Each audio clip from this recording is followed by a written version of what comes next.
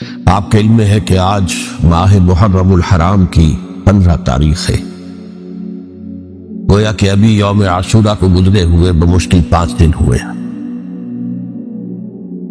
میں نے آج سے کوئی 11 دن قبل کراچی ہی میں فاران کلب کے زیر اہتمام ایک خاصے بڑے اجتماع سے خطاب کرتے ہوئے قرآن مجید کا فلسفہ شہادت بیان کیا تھا۔ اگرچہ میرا مین مضمون تھا قرآن مجید کا فلسفہ شہادت، تاہم اس کے ساتھ ہی میں نے، چونکہ یہ عام طور پر بھی شہادتوں کا زمانہ شمار ہوتا ہے، ذی الحج میں حضرت عثمان رضی اللہ تعالیٰ عنہ شہید کیے گئے، یکم محرم الحرام کو حضرت عمر رضی اللہ تعالیٰ عنہ کی وفات ہوئی ہے، اگرچہ وہ زخمی ہو گئے تھے 28 ذی الحج کو۔ پھر یہ سانحہ کربلا پیش آیا ہے 10 محرم کو، تو یہ دن ہوتا ہے ایسا کہ جس میں انہی موضوعات پر تقاریر ہوتی ہے۔ تو میں نے فلسفہ شہادت کے ساتھ ساتھ ایک ضمیمے کے طور پر خلفائے ثلاثہ کی شہادت اور سانحہ کربلا کا تاریخی پس منظر بھی بیان کیا، لیکن وہ میرا اصل موضوع نہیں تھا۔ اصل وقت صرف ہوا تھا قرآن کا فلسفہ شہادت، اور دوسرے یہ کہ ان تاریخی پس منظر کے بیان میں بھی ظاہر بات ہے کہ سانحہ کربلا تک پہنچتے پہنچتے وقت بھی ختم ہو رہا تھا اور میری ہمت بھی اب جواب دے رہی تھی، اس لیے اس کا ذکر بہت ہی اجمال کے ساتھ ہوا تھا۔ اس کے اگلے ہی روز ٹیلی ویژن کے زیر اہتمام ایک مذاکرہ ہوا، اور وہ مذاکرہ جو ہے وہ پھر ٹیلی کاسٹ کیا گیا ہے عین یوم عاشورہ کو، 10 محرم الحرام کی شب۔ اس کے ضمن میں ایک تو وعدہ خلافی کی جو اس پروگرام کے کمپیئر ہے انیق احمد صاحب، انہوں نے، اور میں نے اسی وقت پروگرام کے خاتمے پر ان سے یہ شکایت کر دی تھی کہ انہوں نے مجھے جو عنوان بتایا تھا وہ تھا قرآن کا فلسفہ شہادت۔ تو ظاہر بات ہے کہ ذہناً میں اسی کے لیے تیار ہو کر گیا تھا، لیکن وہاں انہوں نے جب شروع کی محفل تو وہاں پر انہوں نے عنوان بیان کیا امام حسین علیہ السلام کی شہادت۔ اب یہ اگرچہ یقیناً ان میں باہمی تعلق تو ہے، لیکن یہ کہ بہت کافی فرق ہے کہ ایک آپ فلسفہ شہادت سے چل کر اور شہادت حضرت حسین رضی اللہ تعالیٰ عنہ تک پہنچے، اور ایک یہ ہے کہ اصل موضوع ہوئی ہے۔ بہرحال جو بھی اس وقت، تو اب ظاہر بات ہے کہ کوئی اور شکل نہیں تھی، جو بھی گفتگو ہوئی اس میں نے وہ پورا حصہ لیا، لیکن دوسری زیادتی انہوں نے یہ کی کہ اس میں سے میرے بیان کے بہت سے حصوں کو حذف کر دیا۔ اس کاٹ چھانٹ سے ایک تو میرا نقطہ نظر پورے طور پر قارئین یا ناظرین کے سامنے نہیں آ سکا، سامعین کے سامنے نہیں آ سکا، اور دوسرے اس سے کچھ مغالطے بھی پیدا ہوئے۔ تو میں نے یہ سوچا کہ اب یہاں اس جمعے میں میں ان کی وضاحت کر دوں، اسی لیے باصرار میں نے یہ موضوع رکھوایا کہ سانحہ کربلا کا تاریخی پس منظر کیا ہے۔ الحمدللہ کہ جہاں تک وہ مذاکرہ جو ان کے ریکارڈنگ روم میں اسٹوڈیو میں منعقد ہوا وہ بہت ہی پرامن، بہت اچھے انداز میں ہوا، اور اس میں کوئی یعنی یوں سمجھیے کہ زیادہ آرگیومنٹ جسے کہتے ہیں اس کی بھی ضرورت پیش نہیں آئی۔ عموماً تمام باتوں پر کنسنسس اور ایک طرح کا اجماع سامنے آیا، اور اس کا خاص سبب یہ ہے کہ میرے علاوہ سنی علماء میں سے تو مولانا احترام الحق تھانوی صاحب تھے، اور وہ بھی بہت صلح کل قسم کے آدمی ہیں، اور شیعہ حضرات میں سے جو 2 حضرات تھے وہ بھی نہایت معقول، نہایت سنجیدہ اور نہایت شرافت اور مروت کا مجسمہ نظر آئے۔ ان میں سے ایک صاحب سے میری پرانی یاد اللہ ہے، علامہ ڈاکٹر کلب صادق، ان کا تعلق لکھنؤ سے ہے، اور یہ میرے اندازے میں پوری طریقے سے نہیں کہہ سکتا، اس وقت جو بر عظیم پاک و ہند میں نامور علماء ہیں اہل تشیع کے، ان میں سے یہ چوٹی کی شخصیت ہے، اس میں کسی شک و شبے کی گنجائش نہیں، بہت مسلم عالم دین، نہ صرف عالم دین ہے بلکہ ڈاکٹریٹ بھی انہوں نے کی ہوئی۔ دوسری بات یہ کہ یہ بھی لکھنؤ کے رہنے والے تھے، اور مولانا سید ابو الحسن علی ندوی رحمۃ اللہ علیہ وہ بھی لکھنؤ کے، رائے بریلی کے رہنے والے تھے جو 40-45 میل دور ہے، لیکن ان کا اصل مرکز تو آپ کو معلوم ہے دارالعلوم ندوۃ العلماء لکھنؤ۔ تو ان کے ساتھ ان کے بڑے ہی برادرانہ تعلقات رہے، ایک دوسرے سے بڑی محبت، اور مولانا علی میاں رحمۃ اللہ علیہ بھی ان کے اجتماعات میں جا کر شریک ہوتے رہے ہیں۔ اور انہوں نے ایک فقرہ بھی نقل کیا مولانا علی میاں رحمۃ اللہ علیہ کا کہ آج ہمیں کوفے اور دمشق کی طرف دیکھنے کی ضرورت نہیں ہے بلکہ کربلا کی طرف دیکھنے کی ضرورت ہے۔ تو بہرحال مولانا علی میاں رحمۃ اللہ علیہ کو جو خاص تعلق تھا حضرت علی رضی اللہ تعالیٰ عنہ کی ذات کے ساتھ، اس پر تو ان کی ایک عظیم تصنیف جو ہے حضرت علی کی سیرت مطہرہ پر وہ خود دلالت کرتی ہے۔ تو علامہ ڈاکٹر قلب صادق جو ہے وہ ایک تو اہل تشیع کے چوٹی کے علماء میں سے ہیں، مولانا علی میاں کے ساتھ ان کے برادرانہ تعلقات تھا۔ خود میرے ساتھ ان کا معاملہ یہ رہا، اس کی وجہ کیا ہے کہ یہ اتحاد بین المسلمین کے بہت بڑے داعی اور علم بردار ہیں۔ شیعہ سنی جو ہے منافرت اور مخاصمت کی بجائے چاہتے کہ مفاہمت ہو اور قرب ہو اور غلط فہمیوں کا ازالہ ہو۔ اسی وجہ سے ان کی خصوصی نظر عنایت مجھ پر رہی ہے۔ مجھے یہ تو پوری طرح یاد نہیں کہ کراچی میں بھی ان سے ملاقات ہوئی تھی یا نہیں، لیکن ایک مرتبہ لاہور تشریف لائے تھے اور وہاں مجھ سے ملاقات ہوئی۔ پھر ایک مرتبہ میں نیو یارک میں تھا اور اتفاقاً ان کا بھی وہیں پر قیام تھا یا تشریف آوری ہو گئی تھی، تو وہاں بھی بڑی مفصل ملاقات کے لیے وہ تشریف لائے تھے۔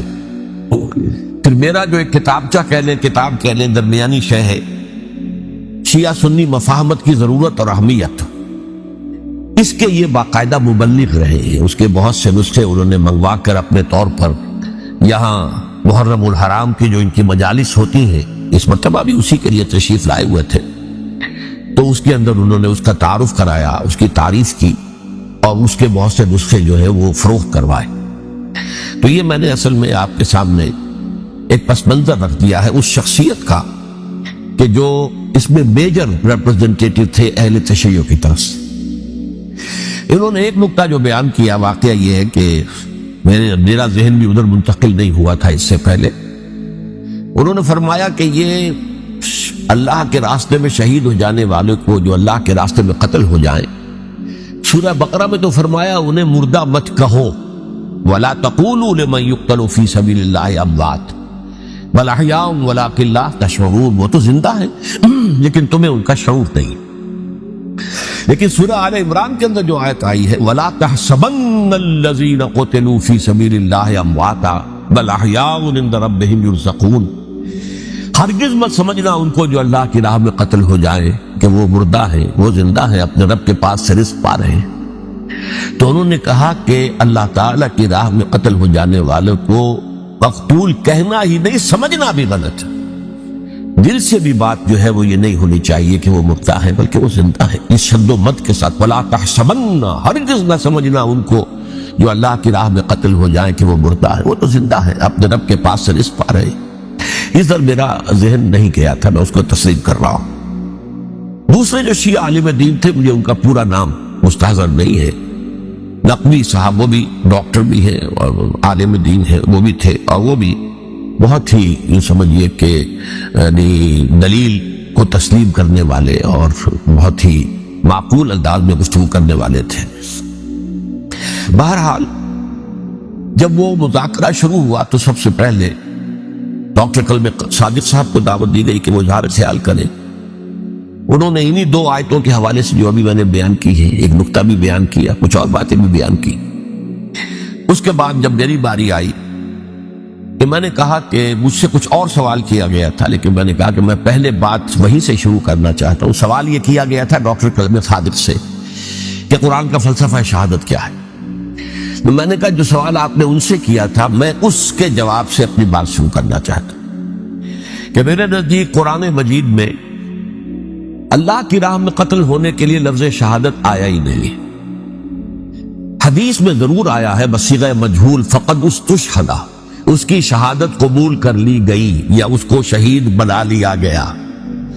اور اس معنی میں صرف ایک جگہ پر امکان ہے پورے قرآن میں، سورہ آل عمران کی ایک آیت میں، وَيَتَّخِذَ مِنْكُمْ شُهَدَاءَ، کہ وہاں اس کے معنی لیے جا سکے مقتول فی سبیل اللہ کے، باقی کہیں بھی نہیں۔ یہ تو اصل میں کار رسالت کے لیے ایک اصطلاح ہے۔ ہر رسول شاہد بن کر آیا، شہید بن کر آیا۔ یہاں دنیا میں وہ اپنے عمل سے، اپنے قول سے انفرادی اجتماعی سطح پر حق کی گواہی دیتا رہا، اور قیامت کے دن کھڑے ہو کر پروزیکیوشن وٹنس کی حیثیت سے اپنی قوم کے خلاف گواہی دے گا کہ اللہ میں نے ان کے سامنے تیرا پیغام پہنچا دیا تھا، اب جو کچھ انہوں نے کیا اس کے ذمہ دار یہ۔ They can't plead ignorance، وہ یہ نہیں کہہ سکتے کہ ہمیں معلوم نہیں تھا، ہمیں بتایا نہیں گیا تھا۔ بہرحال اس پر مجھے بڑی خوشی ہوئی جب علامہ نقوی صاحب نے اس نکتے کو بہت سراہا، اور انہوں نے تسلیم کیا کہ کچھ دنوں سے مجھے بھی یہ خیال ہو رہا تھا، یعنی یہ کہ یہ کوئی زیادہ پرانا خیال ان کا نہیں تھا۔ انہوں نے فرمایا کچھ دنوں سے مجھے بھی یہ خیال ہو رہا تھا کہ قرآن میں تو یہ لفظ شہید اور شہادت اس معنی میں ہے ہی نہیں۔ میرا گمان یہ ہے کہ چونکہ اس موضوع پر میں نے بہت تقریریں کی ہیں، سال ہر سال سے تقریریں کر رہا ہوں، قرآن کا فلسفہ شہادت کیا ہے، اور اس کے حوالے سے یہ کہ امت مسلمہ کا کیا فرض منصبی ہے، شہادت علی الناس کی کیا ذمہ داری ہے جو امت مسلمہ پر ہے۔ تو یہ تو میری دعوت قرآنی کے اہم مضامین میں سے ہے، تو ہو سکتا ہے کہ میری ہی کسی تقریر کی کوئی اڑتی ہوئی خبر ان کے کانوں تک پہنچی ہو، اللہ عالم، لیکن انہوں نے اس نکتے کو سراہا، اور مجھے اللہ کے فضل و کرم سے مجھے اس پر خوشی ہوئی کہ بجائے اس کے کہ وہ اس پر کوئی آرگیومنٹ کرتے، کوئی بحث و تبحیث کرتے، انہوں نے میری اس بات کو تسلیم کیا اور اس کی گویا کہ تائید کی۔ پھر میں نے عرض کیا کہ جہاں تک خلفاء ثلاثہ کی شہادت کا اور شہادت حسین یا سانحہ کربلا رضی اللہ تعالی عنہم اجمعین کا تعلق ہے، اصل میں اس کو نہیں سمجھ سکتے لوگ جب تک کہ ریولیوشن اور کاؤنٹر ریولیوشن کا فلسفہ سمجھ میں نہ آئے۔ جب کسی ملک میں، کسی خطہ ارضی میں کوئی انقلابی تحریک چل رہی ہوتی ہے، ظاہر بات ہے ابتدا میں کوئی انقلابی لوگ چند ہوتے ہیں، کمزور ہوتے ہیں، ضعیف ہوتے ہیں، ان سے کوئی خطرہ محسوس نہیں ہوتا، لیکن کشاکش کے دوران ایک وقت آ جاتا ہے کہ پھر جو مخالف انقلاب ہیں وہ یہ سمجھ بیٹھتے ہیں، سمجھ جاتے ہیں کہ اب ہماری پیش نہیں جا رہی، اب ہمارا بس نہیں چلے گا، لہذا سر جھکا دو۔ اسے پنجابی محاورے میں کہا جاتا نیوی پاؤ، اس وقت کو گزارو۔ اب اس کے بعد پھر کوئی موقع ملا تو دیکھیں گے کہ اس انقلاب کو ہم انڈو کر سکیں، کاؤنٹر ریولیوشنری موومنٹس۔ یہ اصل میں فلسفہ سمجھ میں نہ آئے اور ریولیوشن کا فلسفہ سمجھ میں نہ آئے تو سیرت النبی سمجھ میں نہیں آ سکتی۔ منہج انقلاب نبوی میری کتاب ہے، اس کو پڑھیے تو سیرت کا وہ تجزیہ آپ کے سامنے آئے گا جو آپ کی آنکھیں کھول دے گا کہ سیرت کو ہم کیا سمجھتے رہے اور سیرت اصل میں ہے کیا۔ بہرحال یہ کاؤنٹر ریولیوشنری موومنٹس تھی کہ جب عرب میں حضور کو فیصلہ کن قوت حاصل ہو گئی تو جو بھی مخالفین تھے انہوں نے سر جھکا لیا، سرنڈر کیا، اسلام لے آئے، گویا کہ چھپ گئے اسلام کے لبادے میں۔ لیکن وہ تھے اسی طاق میں کہ پھر کبھی موقع ملے تو پھر ہم اس نظام کو لہو بالا کر دیں، تلپٹ کر دیں۔ یہ رد عمل سب سے پہلے خود عرب کے اندر پیدا ہو۔ انہیں مشرکین عرب کو جب سورہ توبہ کی پہلی 6 آیات نازل ہوئی ہیں جن میں الٹیمیٹم دے دیا گیا کہ اب کسی مشرک قبیلے سے کوئی معاہدہ اللہ کا اور اس کے رسول کا نہیں ہوگا، تمہیں 4 مہینے کی مہلت دی جا رہی ہے، یا ایمان لے آؤ اور یا تمہیں قتل کر دیا جائے۔ یہ بہت سخت آیات ہے قرآن کی، سورہ توبہ کی ابتدائی 6 آیات، اور حضرت علی رضی اللہ تعالیٰ عنہ کا کہنا یہ ہے کہ اس آپ کو معلوم ہے کہ مصحف میں یہ واحد صورت ہے جس سے پہلے بسم اللہ الرحمن الرحیم نہیں لکھی بھی آپ کو نظر آتی، باقی 113 صورتوں کے شروع میں بسم اللہ الرحمن الرحیم ہے۔ تو کیا وجہ ہے یہاں کیوں نہیں ہے؟ حضرت علی کا فرمانا ہے کہ یہ صورت تو تلوار ہاتھ میں لے کر اتری ہے، اور بسم اللہ الرحمن الرحیم میں اللہ تعالیٰ کے 2 اسماء ہیں، الرحمن الرحیم۔ یہ گویا کہ اس سے متضاد صورتحال ہے کہ اب تمہارے لیے آخری موقع ہے، یا ایمان لے آؤ اور یا قتل کر دیے جاؤ۔ اس میں ایک تیسری گنجائش خود بخود نکلتی تھی، یا یہ ملک چھوڑ کر چلے جاؤ، اور ایسا بہت سے لوگوں نے کیا بھی، لیکن اکثر لوگوں نے گردن چکائی۔ لیکن رد عمل ظاہر ہوا، ایک تو مرتدین کھڑے ہو گئے جنہوں نے نئی نبوتوں کو مان لیا، ایک مانعین زکوٰۃ کھڑے ہو گئے کہ اب زکوٰۃ تمہیں نہیں دیں گے۔ یہ رد عمل تھا مشرک عرب کا، مشرکین عرب کا۔ اور حضرت ابوبکر رضی اللہ تعالیٰ عنہ کے دفتر فضائل کا یہ بڑا اہم باب ہے، with an iron fist، حالانکہ وہ بہت رقیق القلب، کمزور، ضعیف الجسہ انسان تھے، لیکن یہ کہ عظیمت کوہ ہمالا جو ہے ان کے اندر ظاہر ہوئی ہے. ود این آئرن فسٹ انہوں نے ان ساری جو رد عمل کی جو تحریکیں تھی انہیں کچل کر رکھا، اور پھر پورے عرب کو گویا کہ اثر نو اس میں اسلام کے نظام کو کنسولیڈیٹ کر کے حضرت عمر کے حوالے کر دیا رضی اللہ تعالیٰ عنہ.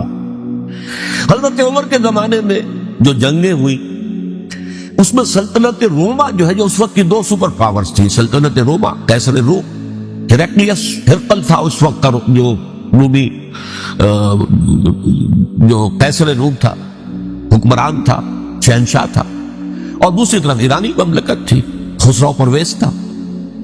لیکن یہ کہ عیسائیت کے ساتھ اسلام کا اس طرح کا تصادم نہیں ہوا تھا حضور کے زمانے، بلکہ نجاشی رحمت اللہ علیہ نے تو مسلمانوں کو پناہ دی تھی. ماقوقس پیٹریارک جو تھے اس کے الیگزینڈریا کے، انہوں نے حضور کے جو نامہ مبارک گیا تھا اس کا بہت اکرام کیا، تکریم کی، تحفے بھیجے حضور کی خدمت میں. ہرقل نے بھی کوشش کی تھی کسی طریقے سے، جیسے کوئی 250 برس پہلے یا 300 برس پہلے، 300 برس پہلے جیسے کانسٹنٹائن جو ایمپرر تھا روم کا، اس نے عیسائیت قبول کی تھی اور ساری سلطنت عیسائی ہو گئی تھی، لہذا اس کی سلطنت باقی رہی، اس کی حکومت باقی رہی. اسی طرح ہم سب مسلمان ہو جائیں، لیکن اس میں وہ ناکام ہو گیا. لیکن یہ کہ کوئی اس نے کنفرنٹیشن نہیں کی حضور سے. البتہ ایران کا معاملہ یہ تھا کہ اس کے پرخچے اڑ گئے. اس نے حضور کے نامہ مبارک کو چاک کیا تھا. حضور نے فرمایا جب اطلاع ملی کہ اس نے اپنی سلطنت کو چاک کر دیا ہے، اس کے ٹکڑے کر دیے. بہرحال وہاں رد عمل شدید تھا، اور ایرانی جان لیجئے کہ ان کے اندر بہت سٹرونگ نیشنلزم ہے، آج بھی ہے سٹرونگ نیشنلزم. لہذا ان کے ہاں رد عمل شدید تھا. ان کی تو سلطنت ختم ہو گئی، نسیہ منسیہ ہو گئی، وجود ہی نہیں رہا. لہذا وہاں سے جو کاؤنٹر ریولوشن شروع ہوا ہے وہ پھر ہرمزان جو ایک بہت بڑا جرنیل تھا، اس نے بڑی عیاری کے ساتھ اپنی جان بچائی تھی. یہ بڑا دلچسپ واقعہ ہے کہ وہ یعنی کنڈمڈ تھا اسلامی حکومت کی طرف سے، خلافت کی طرف سے، کہ وہ جہاں بھی پایا جائے اس کو قتل کرنا ہے. حضرت عمر کی عدالت میں لا کے پیش کیا گیا. حضرت عمر نے کہا یہ واجب القتل ہے، قتل کر دو اس کو. اس نے کہا اچھا مجھے ذرا پانی پلا دیجیے. حضرت عمر نے فرمایا ٹھیک ہے پانی لاؤ. پانی دے، پانی کا کٹورا کہ مجھے پہلے ضمانت دیجیے کہ جب تک میں یہ پانی نہ پی لوں مجھے قتل نہیں کیا جائے. ہاں ہمارا وعدہ. اس نے وہ کٹورا پھینک دیا پانی کا. کرو مجھے قتل کیسے کرو گے، میں نے وہ پانی تو نہیں پیا. اس سے اپنے آپ کو بچایا اس نے.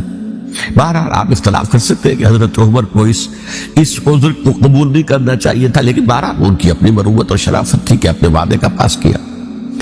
اس کی سازش سے ابو لولو فیروز اس نے حضرت عمر کو شہید کیا. یہ گویا کہ دوسری کاؤنٹر ریولوشنری موومنٹ تھی. انہوں نے یہ سمجھا تھا کہ یہ ساری چکی جو چل رہی ہے، جیسے چکی کی ایک کلی ہوتی ہے، وہ کلی جگہ سے ہٹ جائے تو چکی کیسے چلے گی. یہی بات حضرت علی نے فرمائی تھی حضرت عمر سے رضی اللہ تعالی عنہما. جب شام کے محاذ پر کچھ پسپائی سی ہو رہی تھی تو حضرت عمر نے ارادہ کیا میں خود جاؤں گا محاذ پر اور کمانڈ کروں گا. حضرت علی رضی اللہ تعالیٰ عنہ نے فرمایا کہ نہیں امیر المومنین آپ مت جائیں. چکی اسی وقت تک چلتی ہے جب تک کہ کلی گڑی ہوئی. آپ کلی ہیں اس وقت اس نظام کی جس کے گرد یہ اسلام کی چکی گھوم رہی، آپ مت جائیں. لہذا حضرت عمر نے ان کی بات مانی. اس قدر صائب مشورہ تھا جو دیا تھا. بہرحال انہوں نے یہ سمجھا تھا کہ عمر ہی کے بل پر چل رہا ہے یہ سب کچھ، لہذا عمر کو پیچھے ہٹا دینے سب بیٹھ جائے گا. لیکن ظاہر بات ہے کہ محمد رسول اللہ کی بنائی ہوئی عمارت صلی اللہ علیہ وسلم اتنی کمزور نہیں تھی. اس کے بعد حضرت عمر کے انتقال کے بعد حضرت عثمان کا انتخاب ہوا، اور حضرت عثمان کے بھی 10 سال پہلے جو ہے وہ بالکل حضرت عمر کی جو دور خلافت ہے اس کے بالکل مشابہ ہے، مماثلی. ہمارے ذہنوں میں یہ تصور بٹھا دیا گیا کہ سارے 12 سال شاید فتنہ ہی فتنہ رہا، فساد ہی فساد رہا، دنگا رہا، لڑائی رہی. نہیں 10 سال پورا امن. اور جس طریقے سے فتوحات کا سیلاب حضرت عمر کے زمانے میں جا رہا تھا اسی طریقے سے حضرت عثمان کے 10 سالوں کے دوران گیا. یہ آخری 2 سالوں میں ایک فتنہ اٹھا ہے. یہ فتنہ کیا ہے اس کو سمجھ لیجیے. مذاہب کی ہے جو 3 سے کنفرنٹیشن ہوئی تھی. ایک تو یہ کہ مملکتوں میں سے مملکت ہرقل، مملکت ایران، رومی سلطنت کی دو ٹانگیں مسلمانوں نے توڑ دی، شمالی افریقہ سے نکال دیا، مغربی ایشیا سے نکال دیا، لیکن یورپ میں وہ قائم تھا، اس کی سلطنت تھی۔ لیکن ایرانی سلطنت کا بالکل تیا پاچا ہو گیا، ختم ہو گیا۔ اسی طریقے سے تین مذاہب سے کنفرنٹیشن ہوئی۔ مشرکین عرب سے، اس کا میں بیان کر چکا ہوں، ان کا پہلا وار حضرت ابوبکر کے عہد خلافت میں ہو گیا۔ دوسرے جو عیسائیوں کا معاملہ تھا، ان سے بھی کوئی تصادم نہیں ہوا حضور کے حیات طیبہ کے دوران، لیکن جو یہودیت بطور مذہب، اس کو ظاہر بات ہے کہ اسلام نے اس کو ختم کیا تھا، کم سے کم جزیرہ نماء عرب سے۔ مدینے میں 3 قبیلے تھے جو اپنی غداری کی وجہ سے اور اپنی صلح کو توڑنے کے جرم کی پاداش میں 2 نکالے گئے، اور تیسرا جو ہے اس کے تمام جو جوان افراد تھے انہیں قتل کیا گیا۔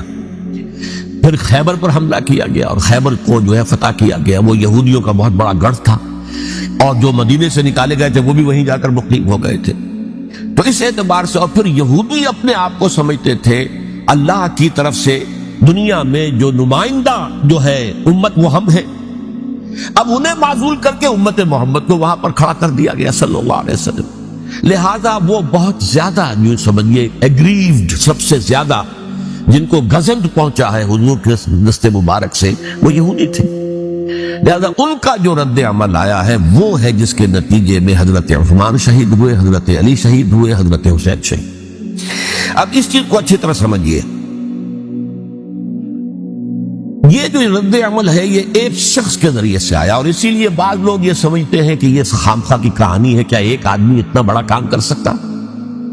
عبداللہ ابن سبا ایک یہودی جو اسلام کا لبادہ اوڑھ کر حضرت عثمان کے عہد خلافت میں مدینے میں آ گیا، ٹھیک، اس کے بارے میں تو میں بعد میں عرض کروں گا، لیکن ایک شخص کیا کچھ کر سکتا ہے اس کی مثال بس آپ دے دوں آپ کو۔ پہلے حضرت مسیح علیہ السلام کے پورے دین کو ایک شخص نے ختم کر دیا، سینٹ پال جسے دنیا جانتی ہے جس کے نام سے، توحید کو تثلیث میں بدل دیا۔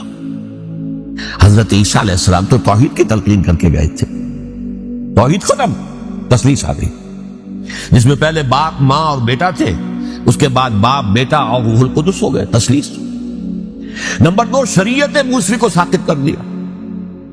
لہذا اب پالزم جو ہے، کرسچینٹی نہیں رہی، وہ حضرت عیسیٰ کو کہہ کر گئے تھے کہ شریعت موسوی تم پر لاگو رہے گی، نافذ رہے گی، ساقط کر دیا۔ نمبر 3، اس نے عیسائیت کے دائرہ تبلیغ کو وسیع کر دیا، جنٹائلز یا گوئمز کے اندر بھی، غیر یہودیوں۔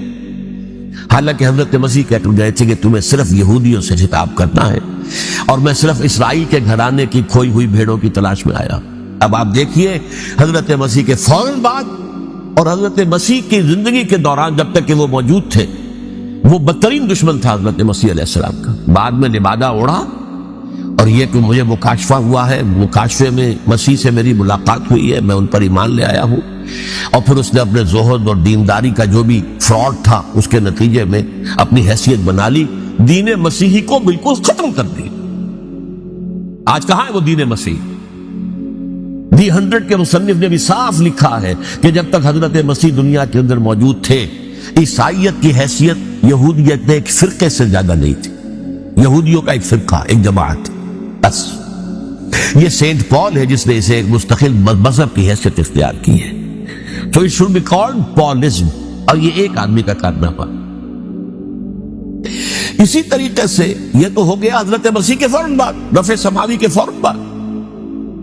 1500 برس کے بعد ایک تحریک چلی ہے یورپ کے اندر، اصلاح مذہب، اور اس کی پشت پر بھی یہودی ذہن تھا۔ یہودی ذہن نے عیسائیت کو 2 حصوں میں تقسیم کر دیا، کیتھولک اینڈ پروٹیسٹنٹس، اور پروٹیسٹنٹس کو اپنا اعلی کار بنایا۔ یہ ایک علیحدہ مضمون ہے جس پر میں تفصیل میں نہیں جانا چاہتا، میری کتاب بھی موجود ہے اس موضوع پر، سابقہ اور موجودہ مسلمان امتوں کا ماضی، حال اور مستقبل، اس میں میں نے تفصیل بیان کی۔ یہ جو تقسیم ہوا ہے تو وہ پہلی بات ایک یہودی، جیسے کہ علامہ اقبال نے، مارکس بھی تو ایک یہودی تھا نا، تو ابلیس کی مجلس شورا میں بڑا پیارا شعر ہے، وہ یہودی فتنہ گر جو روح مصدق کا بروز، ہر قبا ہونے کو ہے اس کے جنون سے چاک چاک۔ یہ ایک یہودی فتنہ گر مارکس نے وہ تصور دنیا کو دیا جس نے عظیم انقلاب برپا کیا روس کے اندر، بولشوک ریولیوشن، اور جو پھر آدھی دنیا تک پھیل گیا۔ آج سے 50 سال پہلے امریکہ کانپتا تھا، روس کے سامنے کھڑا ہوا کانپ رہا تھا، اس لیے کہ روس سائنٹیفک ترقی میں امریکہ سے بہت آگے تھا، اس کے ایسٹروناٹس پہلے گئے ہیں خلا کے اندر، امریکہ تو بہت پیچھے تھا۔ بہرحال اس نے جس طریقے سے USSR کا خاتمہ کرایا ہے وہ ایک علیحدہ بات ہے، میں اس وقت اس طرف نہیں جانا چاہتا، لیکن جان لیجئے کہ وہ ایک شخص کا کارنامہ، وہ یہودی فتنہ گر، وہ روح مصدق کا بروز، ہر تباہ ہونے کو ہے اس کے جنوں سے تار تار۔ اسی طرح وہ عبداللہ ابن سبا یہودی فتنہ گر۔ آج اہل تشیع میں سے بعض حضرات کہتے ہیں کہ یہ عبداللہ ابن سبا یہ تو افسانوی شخصیت ہے، اس کی حقیقت کوئی تھی ہی نہیں، حالانکہ ان کی اپنی کتاب میں رجال کشی کے اندر اس کا ذکر موجود ہے، اور یہ بھی موجود ہے کہ حضرت علی رضی اللہ تعالیٰ عنہ نے اپنے عہد خلافت میں اسے زندہ جلوایا ہے۔ اس کی وجہ کیا تھی؟ یہ آیا مدینے کے اندر اسلام کا لبادہ اوڑھ کر، جس نے چند عقیدوں کی اشاعت شروع کی۔ سب سے پہلے حضرت علی تو خدا ہیں، گاڈ انکارنیٹ، اوتار کا تصور، جیسے ہندوؤں میں ہے رام چندر جی خدا کا اوتار، اور عیسائیت میں بھی پہلے گاڈ انکارنیٹ کا تصور تھا کہ حضرت مسیح خدا کا اوتار، انکارنیشن آف گاڈ۔ تو اس نے کہا کہ حضرت علی تو خدا کا اوتار ہے، خدا ہے۔ نمبر 2، اس نے کہا کہ ہر نبی کا ایک وصی ہوتا ہے جس کے حق میں وہ وصیت کرتا ہے، تو حضور صلی اللہ علیہ وسلم کے وصی حضرت علی ہیں، لہذا خلیفہ تو اول روز سے حضرت علی ہے، حضرت ابو بکر، حضرت عمر، حضرت عثمان، یہ تو غاصب ہے، اور حضرت عثمان کی خلافت تھی اس وقت تو خاص طور پر۔ پھر اس نے جو قبائلی عصبیت تھی اسے بھڑکایا۔ پرانی جو عصبیت چل رہی تھی قریش کے اندر، وہ دو گھرانے ایک دوسرے کے بدے مقابل تھے۔ دیکھیے، ایک ہوتا ہے قبیلہ، ایک ہوتا ہے گھرانہ۔ ہمارے پنجاب میں قبیلہ ہے وٹو قبیلہ، اس کے گھرانے بہت سے، مانے کے، لالے کے، سجے کے، شامد کے، یعنی کوئی لالا تھا ان میں سے بڑا، ان کے بیٹے ہو گئے لالے کے، ان کی اولاد، خاندان یہ کہلاتے ہیں۔ قبیلہ ایک، یہ وٹو قبیلہ۔ تو قبیلہ تھا قریش، اس میں گھرانے بہت تھے، بنو ہاشم، بنو امیہ، بنو تیم، بنو عدی، یہ بہت سے گھرانے تھے۔ تو چوٹی کے دو گھرانے جو تھے وہ بنو ہاشم اور بنو امیہ، ان کے درمیان چپلش تھی، مقابلہ، مسابقت، اور یہ مسابقت فی الخیر بھی ہوتی تھی۔ اگر انہوں نے غریبوں کو کھانے کھلائے ہیں تو ہم ان سے بڑھ کر کھلائیں گے، اگر وہ حاجیوں کی خدمت کرتے ہیں تو ہم ان سے بڑھ کر کریں گے۔ تو ان کے اندر یہ مسابقت فی الخیر بھی تھی، لیکن چپلش تھی کہ کوئی ہم سے آگے نہ نکل جائے، وہ سمجھتا تھا وہ آگے نہ نکل جائے۔ اس شخص نے اس پرانی عصبیت کو تازہ کیا کہ حضور تو بنو ہاشم میں سے تھے، لہذا خلافت حق ہے بنو ہاشم کا، یہ غاصب ہے۔ اس سے پہلے دو خلفاء جو تھے وہ نہ بنو ہاشم سے تھے نہ بنو امیہ سے تھے۔ حضرت ابو بکر بنو تیم میں سے تھے، چھوٹا قبیلہ تھا۔ حضرت عمر بنی عدی میں سے تھے، وہ بھی چھوٹا قبیلہ تھا۔ یہ حضرت عثمان پہلے خلیفہ جو بنو امیہ میں سے تھے، جن کی پرانی چپکلش بنو ہاشم سے تھی۔ اب اس کو موقع مل گیا کہ پرانی قبائلی عصبیت کو بھڑکائے۔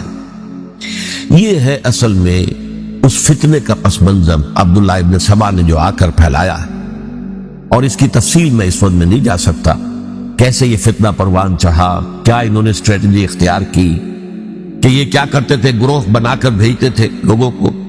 کوفے میں جاؤ تو وہاں پر دمشق کے گورنر کے خلاف اور مصر کے گورنر کے خلاف الزامات لگاؤ، اس نے یہ کیا، وہ غبن کر گیا، وہ یہ کر گیا، وہ خیانت کر رہا ہے، وہ رشتہ داروں کو پال رہا ہے، اور عثمان کے خلاف بھی تقریریں کرو رضی اللہ تعالیٰ عنہ۔ دمشق میں جاؤ تو کوفے کے گورنر کے خلاف، کیونکہ دمشق کے گورنر کے خلاف بات کرو گے تو لوگوں کو معلوم ہوگا کہ یہ جھوٹ بول رہے ہیں، لیکن یہ کہ وہاں تو تم بات کرو کوفے کے گورنر کے خلاف اور مصر کے گورنر کے خلاف اور حضرت عثمان کے خلاف۔ مصر میں جاؤ تو بات کرو کوفے کے اور شام کے گورنر کے خلاف اور حضرت عثمان کے خلاف۔ یہ انہوں نے ایسا اٹھایا، اور اس زمانے میں آپ کو معلوم ہے ذرائع رسل و رسائل تھے نہیں، نہ اس فتنے کی پتہ چل سکا جب تک کہ وہ فتنہ جو ہے پوری طرح برگو بار لاگت تھراور درخت نہیں بن گیا۔ اس کے نتیجے میں حضرت عثمان رضی اللہ تعالی عنہ شہید ہوئے، اور خلیفہ پھر حضرت علی رضی اللہ تعالی عنہ کو انہی سوائیوں نے، جنہوں نے گھیراؤ کیا تھا، جنہوں نے حضرت عثمان کو شہید کیا ہے، یہی حضرت علی رضی اللہ تعالیٰ عنہ کے گرد ہوئے۔ اور حضرت علی رضی اللہ تعالیٰ عنہ بھی نہیں چاہتے تھے خلافت کی بیعت لینا، لیکن آخر کیا کرتے، کیا وہ امت کو بغیر خلیفہ کے چھوڑ دیتے؟ حضرت زبیر سے کہا گیا، انہوں نے نہیں مانا، زد کر دی پاک۔ حضرت طلحہ سے کہا گیا، انہوں نے نہیں مانا، حضرت علی سے کہا گیا، اب عشرہ مبشرہ میں سے یہی تو تھے نا، لہذا انہوں نے تسلیم کر لیا، خلافت ہو گئی۔ لیکن اس کے بعد جو خانہ جنگی ہوئی ہے، اس خانہ جنگی کے نتیجے میں نوٹ کر لیجئے کہ 1,00,000 کے قریب مسلمان ایک دوسرے کی تلواروں اور نیزوں اور برچھیوں اور تیروں سے ختم ہو گئے، ہلاک ہو گئے۔ یہ ہماری تاریخ کا تاریخ ترین باب ہے۔ 5 سال، 4.5 سال حضرت علی کی خلافت کے، اور 6 مہینے حضرت حسن کی خلافت رضی اللہ تعالی عنہ۔ اس سے کیا ہوا کہ ایک طرف پہ اسلام کی جو توسیع ہو رہی تھی، تھمتا نہ تھا کسی سے سیل رواں ہمارا، وہ سیلاب رک گیا، انٹرنل سیبوٹاج ہو گئی نا، تو اندر ہی آپس ہی میں، تو اگر دستوں گریبان ہو گئے تو باہر اب کیا توسیع کرتے، وہ توسیع کا عمل رک گیا۔ اور یوں سمجھیے کہ جیسے ٹرک اگر کبھی چل رہا ہو، بھرا ہوا ہو، لوڈنگ، اور وہ چڑھائی چڑھ رہا ہو، تو اگر کہیں موشن ٹوٹ جائے، ٹرک کو رکنا پڑے، تو ڈرائیور کے جان پر بن جاتی، اس لیے کہ اس کو دوبارہ سٹارٹ کرنا، اور جبکہ وہ چڑھائی پر ہے، انکلائن پر ہے، آسان کام نہیں ہوتا، خطرہ ہوتا ہے وہ پیچھے جو ہے وہ نہ جائے۔ اور پہاڑی علاقوں میں آپ کو معلوم ہے، ذرا پیچھے چلے جانے کا مطلب جو ہے بہت خطرناک جو ہے نتیجہ نکل سکتا ہے۔ بہرحال حضرت علی رضی اللہ تعالیٰ عنہ نے اپنے خلافت میں ایک کام یہ کیا، اب اس کی کیا مصلحتیں تھیں یہ تو انہی کے علم میں ہوگا، ہم قیاس کر سکتے ہیں، میں اس طرف میں نہیں جانا چاہتا۔ ابھی تک خلافت کا مرکز تھا مدینہ منورہ، حضرت ابوبکر، حضرت عمر، حضرت عثمان، وہیں جہاں حضور صلی اللہ علیہ وسلم رہے تھے اور جہاں پر کہ حضور مدفون تھے۔ لیکن حضرت علی نے اپنا مرکز جو ہے وہ کوفہ بنا دیا۔ اچھا، اس کی ایک ظاہری وجہ یہ سامنے آتی ہے کہ اسلام کا جو پھیلاؤ ہو گیا تھا، وہ سلطنت اتنی وسیع ہو گئی تھی کہ مدینہ منورہ بہت جنوب میں اور بڑے صحرا کو عبور کر کے جانا ہوتا تھا۔ کوفہ جبکہ ایسی مقام پر تھا کہ جہاں سے مشرقی راستہ جا رہا ہے ایران کو، عراق کے اندر تو ہے وہ شہر کوفہ، اور ایران اور خراسان اور ہندوستان کو راستہ جا رہا ہے، وہیں سے شمال کی طرف جا رہا ہے، شام کی طرف اور ترکی کی طرف، اور وہاں سے پھر یہ کہ مغربی افریقہ کو بھی کنٹرول کرنا، جو شمالی افریقہ کو بھی آسان تھا۔ بہرحال حضرت علی نے کوفہ کو اپنا مرکز بنایا، اور نتیجہ یہ ہوا کہ سبائیوں کا بھی مرکز وہی بن گیا، چونکہ انہوں نے اپنے آپ کو گردا گرد رکھا حضرت علی کے رضی اللہ تعالی۔ اب ظاہر بات ہے کسی پرٹیکولر پرسن کے خلاف تو کوئی مقدمہ موجود تھا نہیں، بلکہ جب جنگ جمل ہو رہی تھی، ابھی جنگ نہیں ہوئی تھی، حضرت عائشہ، حضرت طلحہ، حضرت زبیر وہ لے کر آئے تھے لشکر اس مطالبے کے لیے کہ حضرت عثمان کے قاتلوں کو سزا دی جائے، قصاص لیا جائے۔ حضرت علی رضی اللہ تعالیٰ عنہ سے گفت و شنید ہو رہی تھی، حضرت علی جو ہے اس پر آمادہ ہو گئے کہ ٹھیک ہے، میں جو بھی قاتلین عثمان ہیں ان کو گرفتار کر کے سزا دوں گا۔ این اسی وقت کوفے کی مسجد کے اندر جو ہے 10,000 کا مجمع کھڑا ہو گیا، ہم سب قاتل عثمان، لو ہم سے بدلہ کہاں سے لوگ، اور انہوں نے کیا کیا، جاتے ہی جنگ چھیڑ دی، اگر چھڑ جائے تو یا مرو یا مارو، اس کے سلاوہ تو کوئی چارہ کار ہوتا ہی نہیں۔ ایک رات میں 10,000 مسلمان شہید ہوئے، جن میں 2 عشرہ مبشرہ میں سے حضرت زبیر اور حضرت طلحہ رضی اللہ تعالیٰ۔ تو یہ صورت تھی، سبائیوں نے گھیراؤ کیا حضرت علی کا رضی اللہ تعالیٰ۔ حضرت معاویہ دعوے دار نہیں تھے خلافت کے، قطعاً نہیں، ان کا صرف ایک دعویٰ تھا، اور وہ یہ تھا کہ عثمان کے قاتلوں کو گرفتار کرو، یا پھر سزا دو یا ہمارے حوالے کرو، ہم اس سے قصاص لیں گے۔ اس لیے کہ قبیلہ بنو امیہ کا تھا، اور حضرت ابی معاویہ بنو امیہ میں سے، تو ایک خاندانی طور پر جو ہے ہم قصاص لیں گے ان سے جنہوں نے قتل کیا ہے حضرت عثمان۔ لیکن یہاں ظاہر بات ہے کہ حضرت علی رضی اللہ تعالیٰ عنہ کی طرف سے مطالبہ یہ ہوتا تھا تم پہلے میری بیعت کرو، میرے ہاتھ مضبوط کرو تاکہ میں ان کے خلاف کوئی اقدام کر سکوں۔ لیکن انہیں یہ اندازہ تھا کہ اگر میں نے بیعت کی تو ظاہر بات ہے کہ حضرت علی تک پہنچنے سے پہلے مجھے گردن اڑا دیں گے یہ لوگ، اس لیے کہ سبائی جو ہے وہ آپ کو گھیرے ہوئے۔ بہرحال ایک عجیب الجھاؤ، ایک ڈائلیما تھا جس کی وجہ سے یہ جنگ چلتی رہی، اور حضرت علی رضی اللہ تعالیٰ عنہ کو انہی کے شیعان علی ہی کے اندر سے وہ جماعت علیحدہ ہوئی تھی جس کو ہم خوارج کے نام سے جانتے ہیں، اور ایک خارجی ملجم ابن ملجم ہی نے حضرت علی کو شہید کیا رضی اللہ تعالیٰ عنہ۔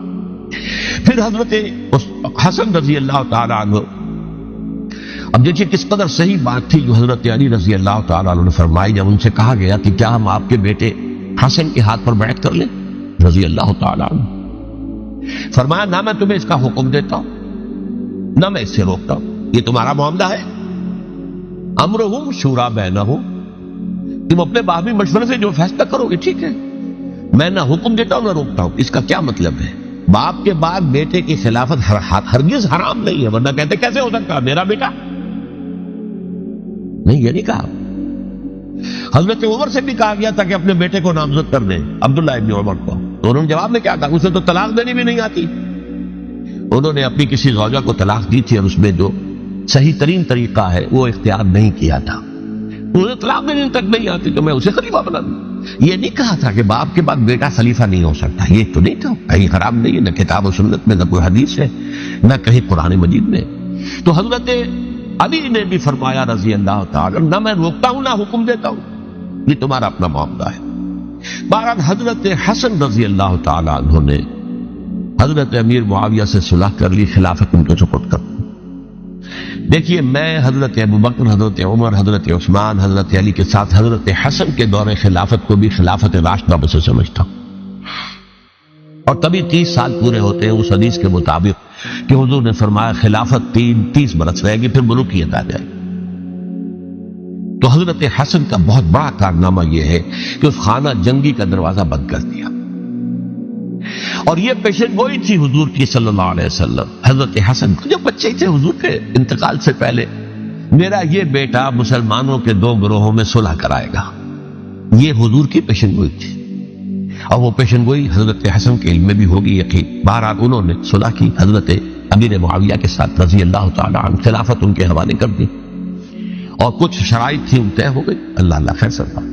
حضور کی تو یہ پیشن گوئی جو ہے صحیح ثابت ہوئی کہ میرا یہ بیٹا مسلمانوں کے 2 بڑے گروہوں کے درمیان صلح کرا دے گا، اور سبائیوں نے انہیں تانے دیے یا عار المومنین، اے مومنوں کے لیے موجب عار، موجب شرم، تم نے بزدلی دکھائی ہے، تم نے امیر معاویہ کو خلیفہ تسلیم کر لیا، تم نے بزدلی دکھائی، معاذ اللہ ثم معاذ اللہ ثم معاذ اللہ۔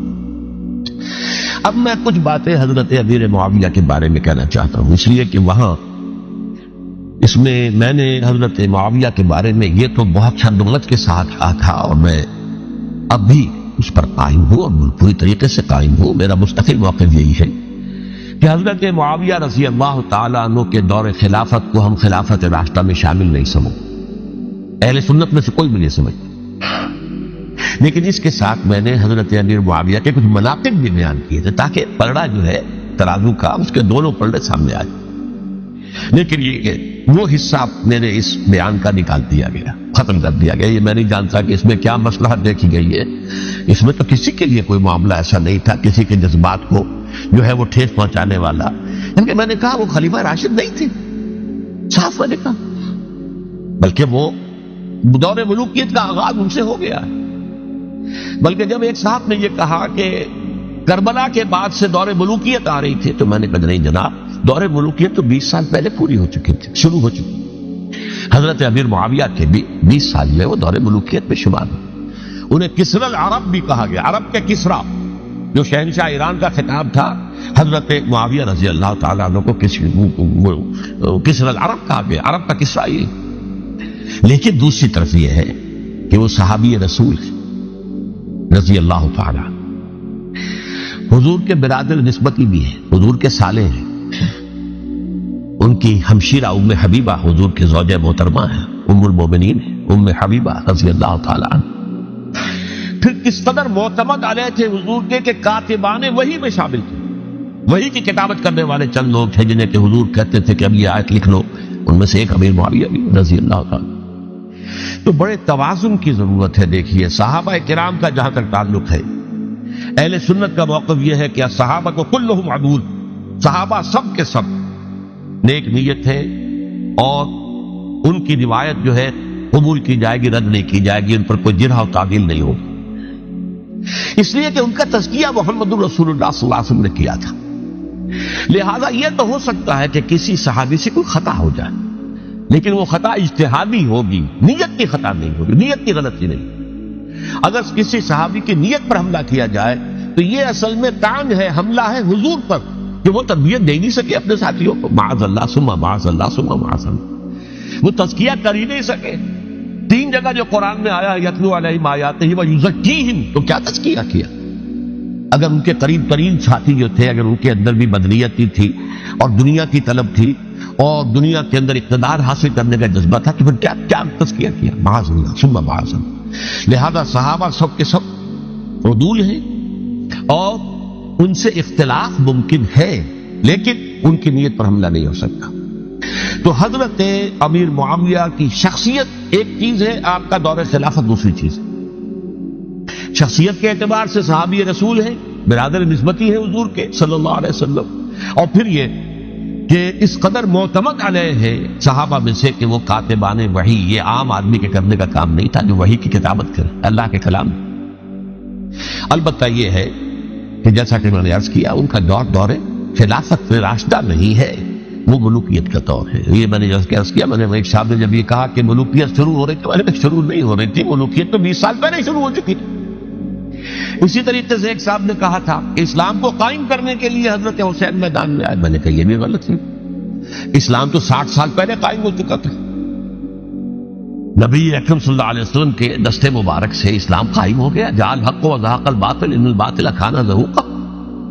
پھر 30 برس تک وہ کامل شکل کے اندر قائم رہا. تو اسلام جو ہے وہ در حقیقت اب قائم کرنے والی بات نہیں تھی. البتہ اس کے اندر زوال شروع ہو گیا تھا. اس زوال کے عمل کو روکنے کے لیے حضرت حسین میدان میں آئے.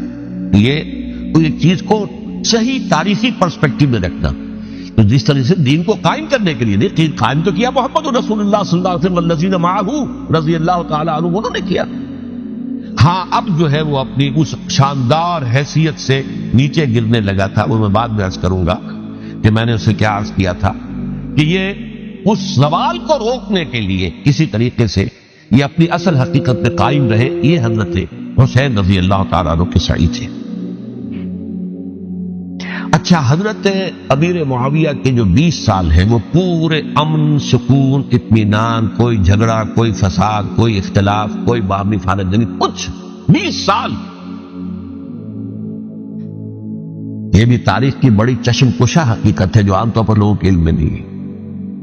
سبائی بھی دبکے رہے. حضرت امیر معاویہ کی حکومت اتنی مضبوط تھی، کنٹرول، کہ ان کو کچھ سر اٹھانے کا موقع نہیں ملا.